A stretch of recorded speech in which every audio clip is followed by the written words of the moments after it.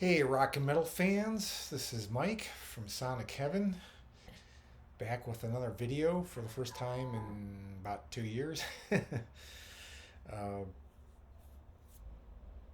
have no excuse other than working my tail off for the last couple of years until just recently.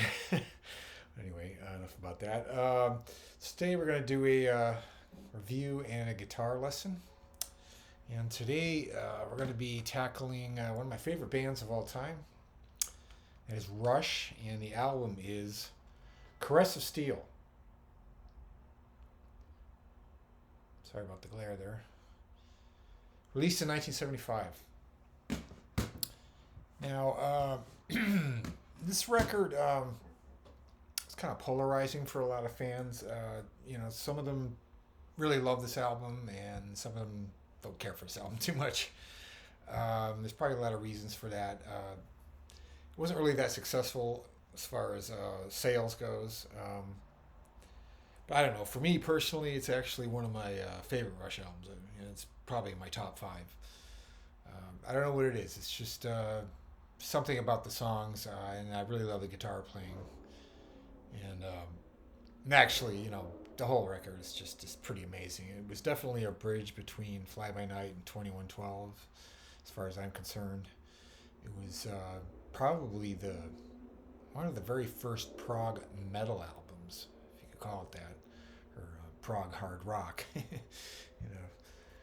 But it's a great album, and I'm going to be showing you a couple of the licks from a couple of the songs. First song that opens up the album is Bastille Day. And what a killer track. It's kind of verges on heavy metal. It's one of the Rush's heaviest tracks, definitely.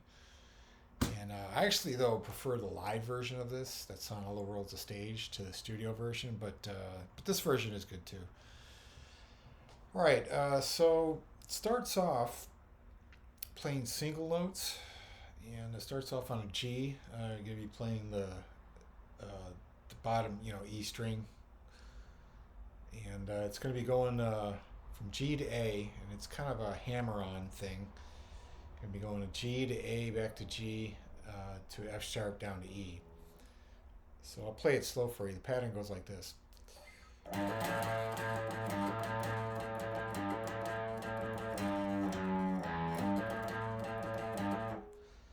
Alright, so we're going to be doing that, and then after you do that rotation twice, then you actually you go up to the A, so it goes up like a step. So you do the same pattern, just a step up, beginning on A to B, and then to A flat to F sharp. So then it goes.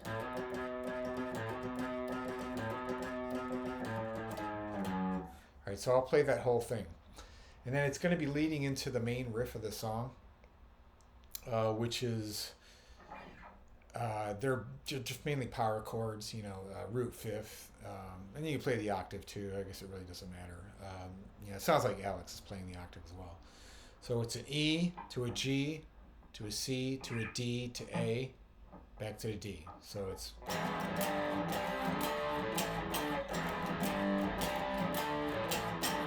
All right, so that's pretty much basis of the intro and the main riff. So here we go.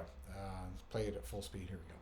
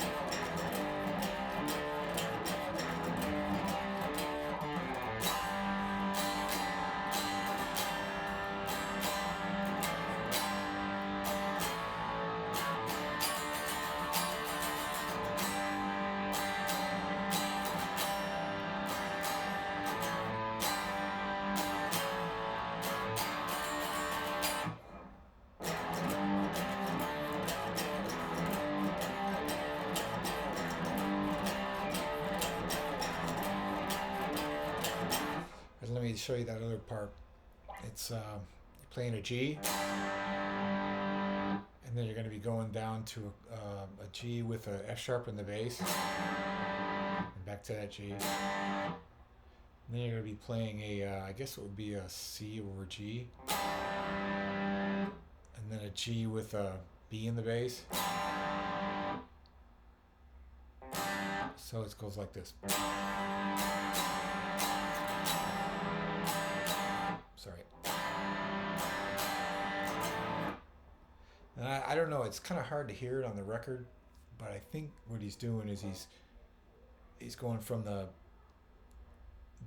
C, I'm sorry, the G with the C and the B, and then I'm playing an A, back to G, A, D.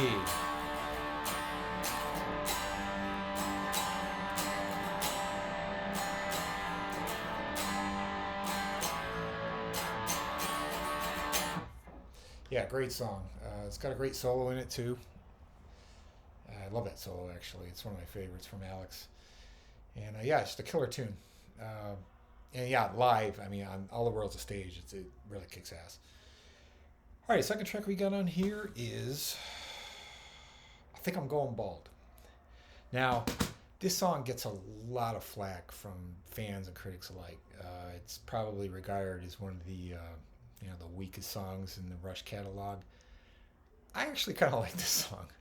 I don't know why. You know, if it wasn't for the title, I think if it had a different title, it would probably be regarded a little bit more favorably. But you know, the lyrics are kind of silly, but I think they're kind of funny as well. I love the part in that song where Geddy kind of stops and does the talking part. You know, I think I'm going bald. It just cracks me up every time I hear it. It's just it's really funny. And there's actually some really good soloing in there. I mean, the song kind of sounds like it could have been on their first record. It's got that, that kind of boogie rock feel that was on their first record. And, the drums are not really that complicated on this one. It kind of sounds like, John Rutsey could have played it pretty easy. But it's, Neil Peart, of course. But, yeah, I actually kind of like the song. I think it's cool. It kind of shows that Rush has a sense of humor. And the thing I really love about this song is if you listen to the fade out, which has a great solo, another great solo, by the way, you can actually hear Geddy shouting, "Turn the amps down, will you?" And I don't know if he was talking to Terry Brown or the engineer or, Alex or, yeah, it's hilarious. It cracks me up every time. I mean, just listen for it. It's in the fade out, before the song totally fades out. It's great. I don't know. I don't think the song is that bad as people make it out to be. If it wasn't for the title, I think it would be regarded a little bit better. But yeah, a lot of people think it's the weakest track in the album. It probably is, but I still like the song. All right, then we got Lakeside Park. This is one of those kind of reflection songs. Listen to the lyrics, it's kind of Neil talking about his youth, going down to the park by the lake, partying with his friends. It could have been during when he was in high school, and it's kind of got a melancholy feel to it, because it kind of talks about how, the magic was fading every year, as he got older, which is kind of a typical thing, you go through when you grow up. But yeah, it's a cool tune. It's got some really cool chords in it. Very tasteful solo. This song appears on the All the Words of Stage album too, and it's actually I like that version a lot as well. Yeah, I think it's a great song. It's kind of one of their more mellow songs. Now we come to the Necromancer. This is, boy, what a song this is. This is probably one of their first, well, I would say, Bytor and Snow Dog is probably their first kind of progressive long piece, that's like almost 10 minutes long. This is the second one that he did. And yeah, it's, wow, what a song. It's got a lot of twists and turns in it, and it's just great. It starts off kind of mellow with kind of the backwards the recorded guitar and swells in there. That's really cool. And there's like a spoken word thing, like through some kind of effect. I don't know who that is. It could be Neil, it could be Geddy, it could be Terry Brown. I don't really know. But that's really cool. That's kind of what starts it off. And yeah, it goes into that heavy part and that jam part where Alex just rips a killer solo. And yeah, it's, there's a lot of different parts to this song. And yeah, it's great stuff. It's really, really good. And the thing I really like about it is the lyrics. There's one part where Bytor makes an appearance in this song. There's a line in there. It says, what is it? It's stealthily approaching. Bytor slays his foe, or something like that. So it's kind of cool. They like kind of carry it over from the last album, Fly By Night. But yeah, just a amazing piece of music. And then, of course, it finishes off side two, Fountain of Lamneth. This is just an incredible piece of music. You could argue that this was, a little bit drawn out, but, it's almost 20 minutes long, but I think this was kind of a precursor to 2112, of course. It was kind of the bridge between maybe Bytor from Fly By Night to 2112. And it's just an amazing piece of music. It's got some really intricate guitar parts. It starts off with an acoustic 12-string and plays some really interesting chords. I'll try to play it for you. It's got some kind of amazing chords in it. I'll see if I can play it. It's not going to sound as good electric, but we'll see how it goes here. Cats. Unbelievable. All right. So it starts off on a D chord. And then it does this little trick here. I'll just play it for you. Here we go.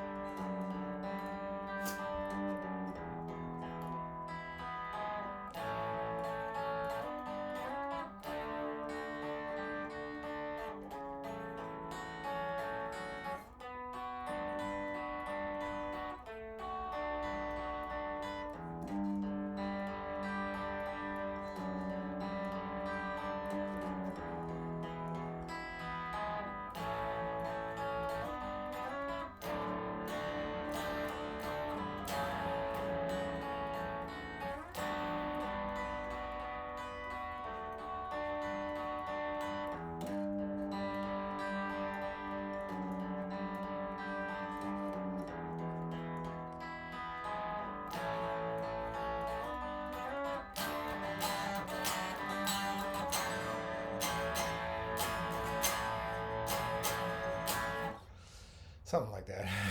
Kind of goofed up there a little bit, but yeah, some great chords. Then it goes into that heavy part where the the crunch guitar comes in. These are really cool chords too. It's like a D, and then he plays a I guess it would be a G with a B in the bass. And then there's this chord here. It's like an A with a C sharp in the bass, and then a G, and he kind of plays the open E here, and then the A, the open E also. So I'll do it for you slow. Here we go.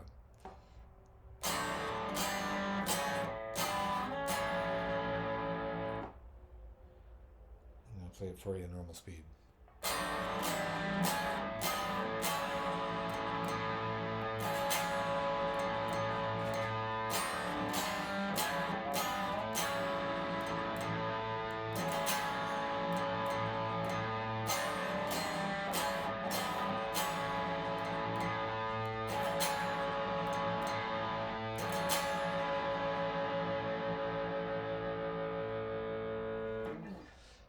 goes into this next part. This is really my favorite part of this song and this whole album, really. There's these suspended chords. I'm not sure exactly what they would be called, but there's a lot of open strings involved. He pretty much plays. He fingers the D string on the fourth fret and the G string on the fourth fret. So it's kind of like a B, but it's got all those open strings, and they pretty much play all six strings, including the bottom, low E. And then he moves that down to an A suspended second. So it's kind of like this. It's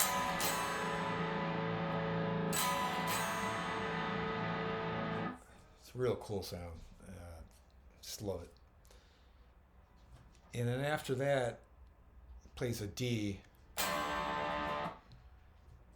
And then he goes to like the C, but I'm not sure what kind of C this is. It's a C third, but then he throws in this this note here, which would be, let's see, E.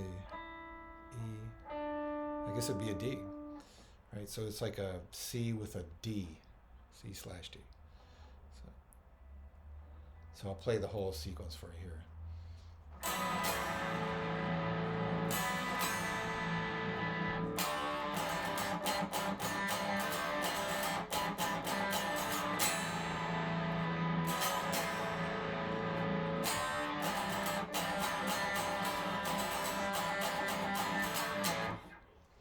Yeah, it's really cool. After that C, by the way, he goes to a D again. So it's...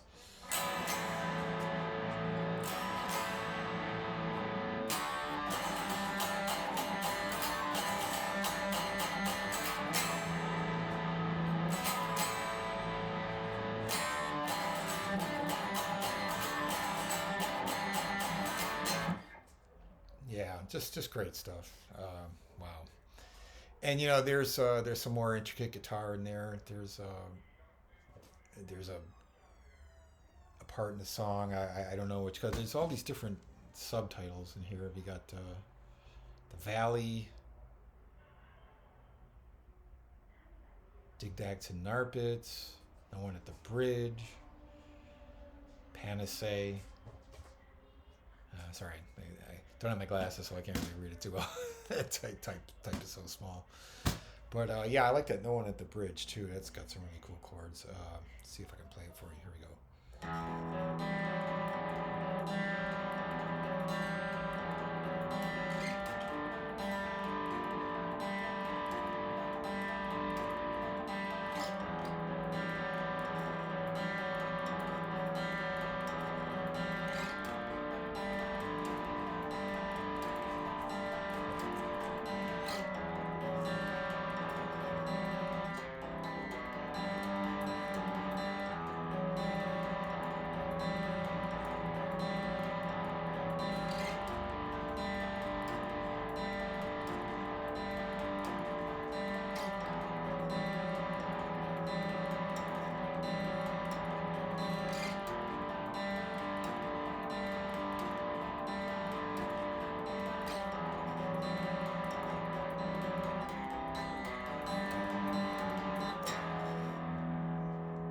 Something like that. Anyway, yeah, what an amazing 20 minutes of music, and of course the drum solo is killer. It's kind of Neil Peart, announcing himself again, and saying, hey, this is what I can do, man. It's a killer drum solo. It's pretty short, but it's just, wow, it's really, really effective. Great solos by Alex throughout, and yeah, boy, Geddy just sings some of his highest notes ever, really, on this album. I don't know if he really got it any higher than this, maybe on Hemispheres. But yeah, just amazing vocals by Geddy. Yeah, so there you have it. A lot of parts to this song.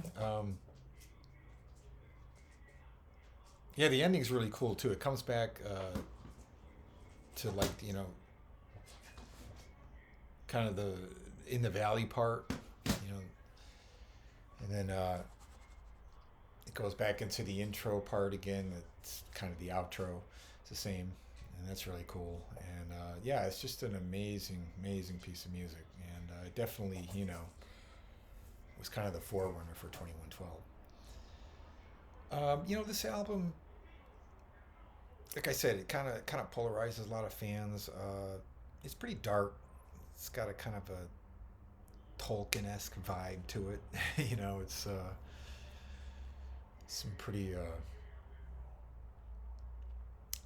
I don't know, fantasy Tolkien-esque lyrics by Peart, and he was kind of really getting into that exploration of kind of storytelling and mystical kind of themes. And yeah, it really works on this record. I think people probably favored 2112 a little bit more because it was, a little more bombastic, and the story was probably a little bit more interesting. But I still love this album. I think it's, I think it was necessary to make this album, really. Because Rush was always a band that evolved with each record.